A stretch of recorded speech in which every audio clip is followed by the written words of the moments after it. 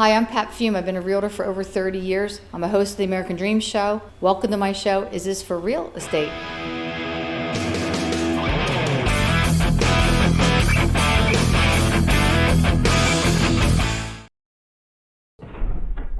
Welcome back. I'm here with the famous Elaine Tursi-Williams, who was my mentor when I started at Mafucci. She was one of the people that encouraged me to go into real estate and helped me back in my beginnings. So how are you? Thank you for being here. Fine. She gives me a lot of credit. It's all her.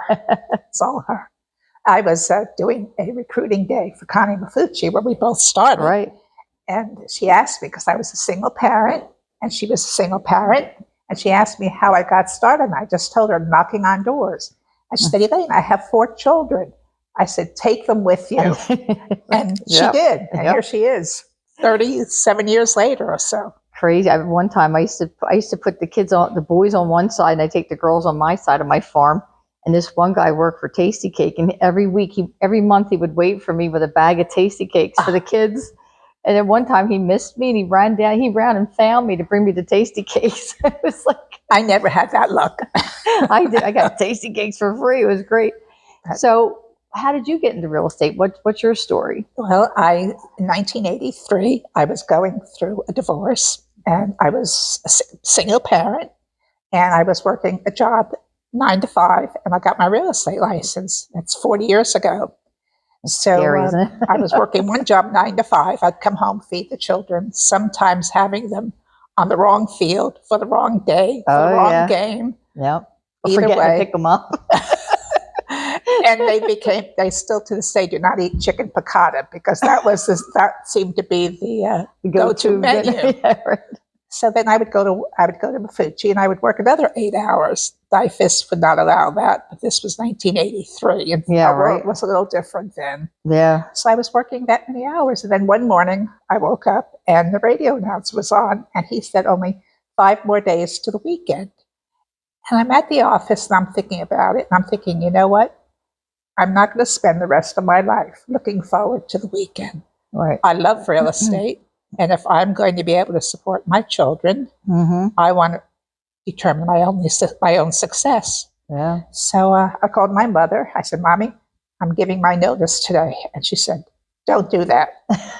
You need benefits. Right. Yeah, benefits. That was a big thing. And I said, I have to do it. I know I can do real estate. And that's what I did. I started knocking on doors.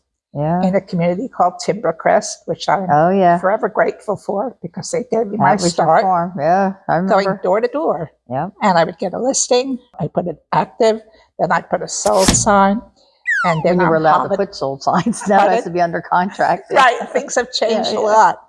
But that's what I used to do. And you opened your first office like right near Timbercrest. Right. I did. That was my goal. Because Timbercrest seemed like it was a part of town which was totally ignored. So I felt like I wanted to be in the part of town. There. So I did that, and then I love the township of Mount Laurel, and my children and I would put up flags throughout the community on Memorial Day and 4th of July, Veterans Day, and through the municipal center. I still do that. That's funny. Yeah. Well, I was just there. I just filmed my American Dream Show in Mount Laurel. I know. And you were like, I should have had you come over. But we started Rancocas Woods, which I love, which is right near Timbercrest. Right. That was awesome. And then we went over to Mount Laurel Township office. They had a fall festival going on. It was the 3rd, I think, annual, he said. But Mount Laurel's, I had no idea like the history in that town. It's crazy. It is amazing. So when I started, it was so funny because I was a single mom and we really connected. Right. It was because I walked in scared to death.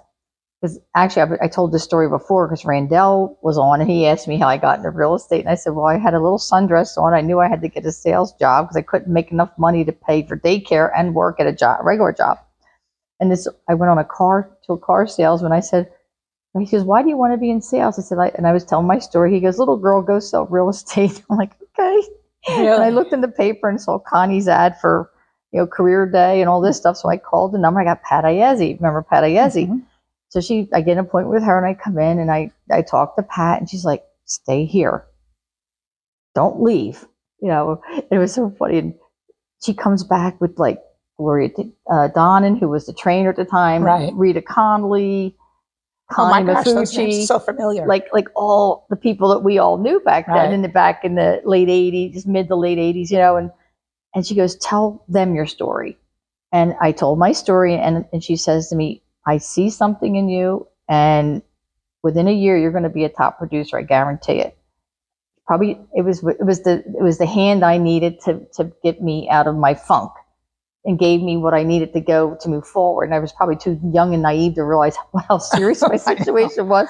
How challenging But she said to me, you have to go to career day on Saturday, because Elaine Tursi-Williams, who's the #1 agent in her out of all her offices at that time, she had like 7, 8 offices, maybe more than that, right? And she's like, she's our #1 agent in the whole company, and she's going to be speaking at career day, and you have to go, because I want you to meet her. And Connie, I didn't know all of this. Yeah, and you didn't know any of this. And it was so funny, after I was there, and I think Connie sat with me or stood near me, and I was like listening to you talk, and she brought me up to you after we were done, and you and I just like looked at each other, and I told you my story, and we were both, I think we were crying, yes, or shaking and crying, like, and you're like, you're me, like, a few years ago, like, I went through exactly what you went through, and it helped me so much to see your success, because what you did, what I had to do, and it was really good for me to have that to look up to as well. Thank you. But you had it, I mean, when you meet in person, if they're going to be successful or not, and you had the potential in you and the determination. And desperation. Failure was not an option, right? Exactly. Failure was not an option.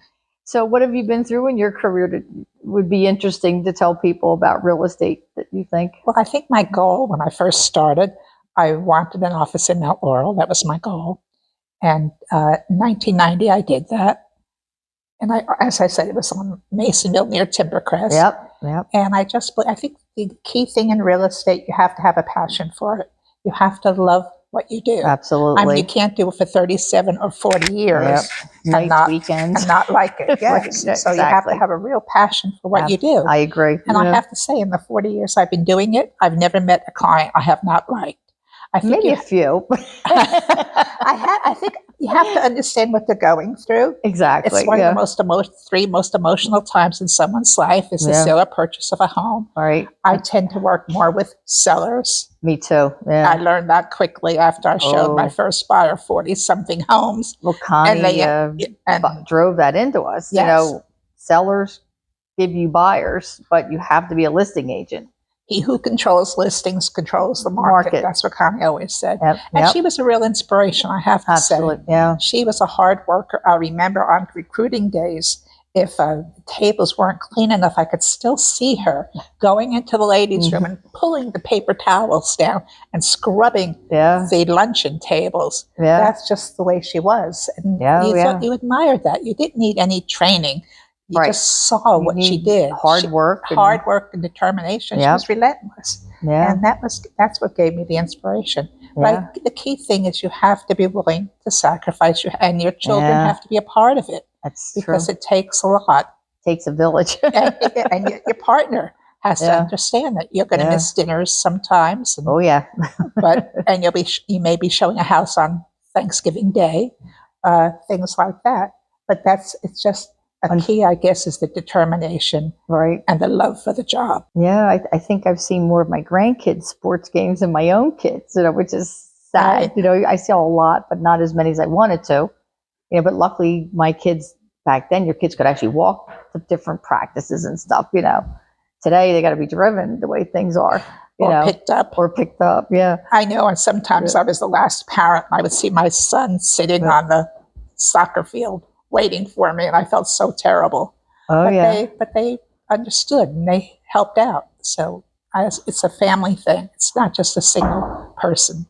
So what advice would you give young people starting out in real estate? I know it's a very trying market right now, between the high prices, the high rates. Anything with your knowledge you would say would be good for people to I think know? Every market is challenging. True. The 1990 was challenging. Yep. We go through challenges in the market. And the thing is I think it's perseverance and determination and not being afraid to work. It's going to take a lot of work. But you have more advantages now. You have computers. We didn't have computers. We had MLS books. If you wanted to do a CMA on a property, you had to cut out a picture. Exactly. And you had to wait. Or make a copy of it on the or copier. make a copy of them. We did have copiers. Yeah, we did have copiers. Although didn't have Connie's fax copiers were not very good. Yeah. We didn't have fax machines. We No. didn't have internet. Nothing. We didn't have cell phones.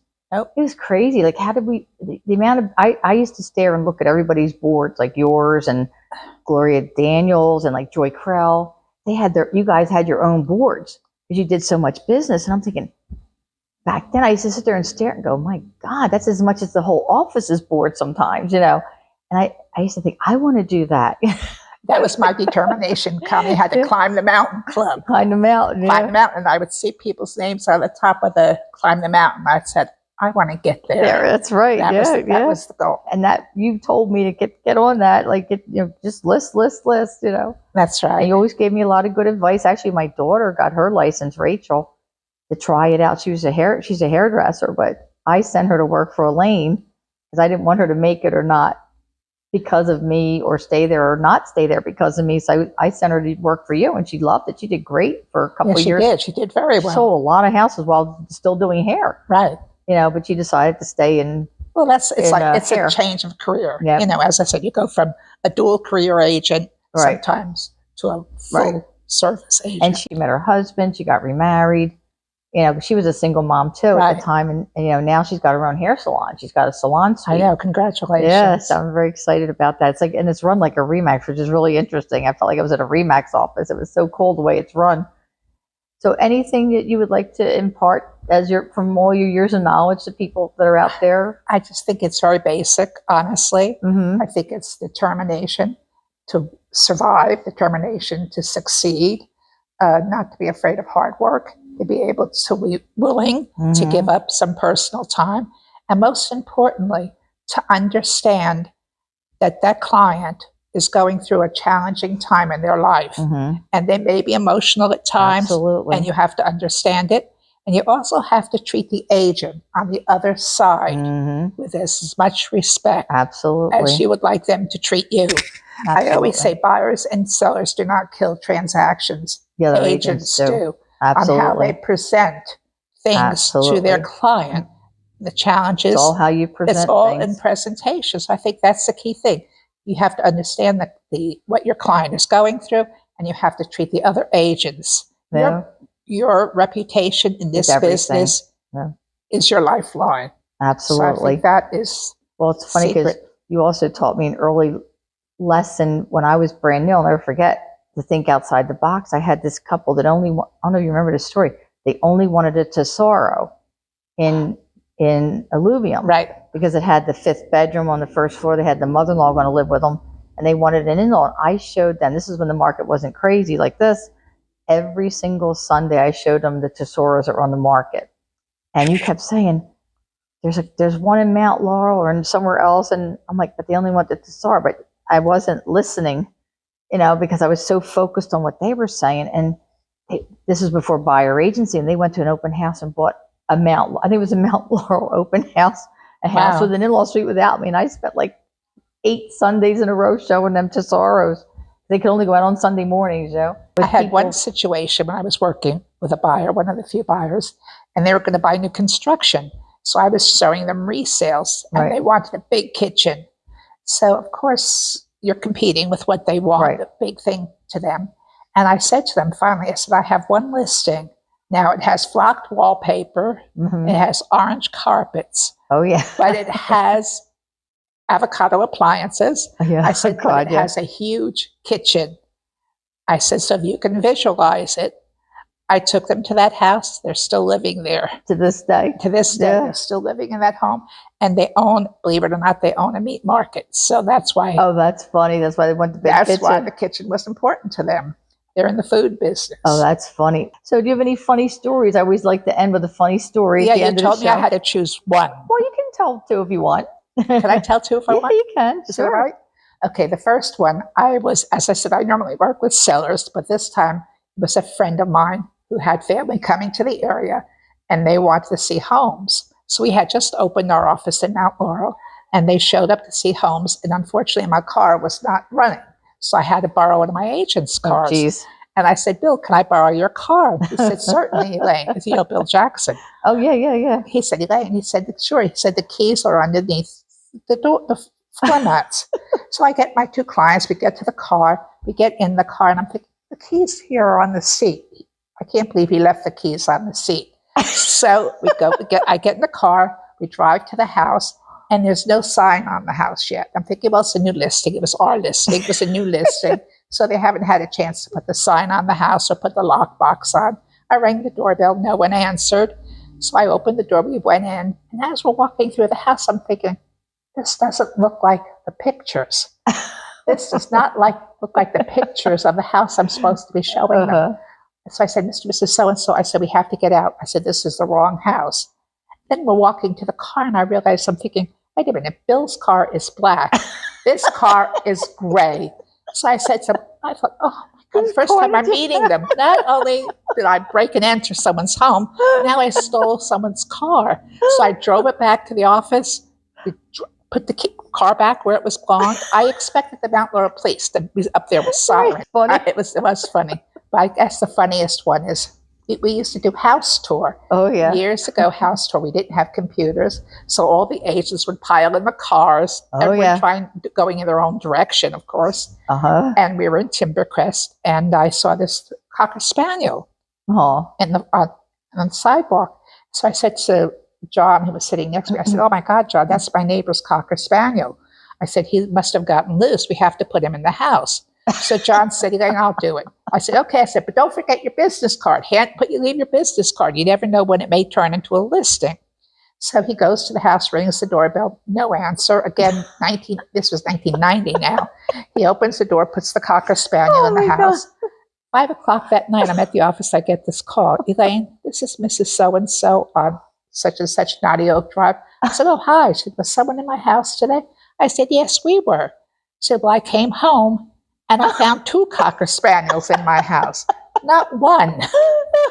So we had put the wrong dog. So we had to go back, get the Cocker Spaniel out, and find out what house that dog belonged to. It's funny, I've told this story before, but like the first story, I was showing a house, and it was like they were both catty corner on the corner, and they had the same address, but one was one street, one was another, and they didn't have a sign on the house. So I have my clients, and I walk up to the door, and I knock on the door. This old guy opens the door. I said, hi. Give him my card. I walk through the house. I get all the way to the kitchen. I'm opening the doors, the closets, doing the pantry. I'm doing all this stuff. And the guy, I feel this tap on my shoulder. He goes, excuse me. He goes, what are you doing in my house? So it's a similar story. And it was the house. He goes, my house isn't for sale. It's the house across the street, but we have the same number. We both were catty corner. People are so nice. It's amazing. It was funny. It was very gracious, but it was funny. Yeah, they're so nice. Thank you, Pat. I really appreciate you coming. It's a pleasure to see you always. It's a pleasure to be with you. All right. Well, thank you for being here. Well, thank you for having me.